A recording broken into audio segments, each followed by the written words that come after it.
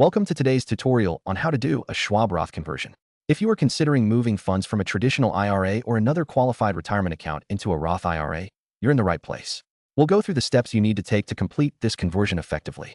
First, you'll want to log into your Schwab account. Navigate to the Account Management section and look for options related to conversions or transfers. Make sure you have your traditional IRA details at hand, as you will need to specify which account you wish to convert. Be aware of the tax implications, as the amount you convert is considered taxable income for the year. Next, select the amount you want to convert. You can choose to convert a portion of your traditional IRA or the entire balance. Keep in mind that once the conversion occurs, the funds will be in your Roth IRA, and you will owe taxes on the converted amount at your current income tax rate. It's often a good idea to consult a tax advisor to understand how this will affect your overall tax situation.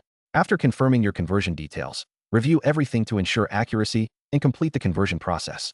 Schwab may provide you with a confirmation email or notification about the status of your conversion. Finally, be sure to monitor your Roth IRA and adjust your investment strategy as needed to align with your retirement goals. Thank you for watching, and best of luck with your financial journey.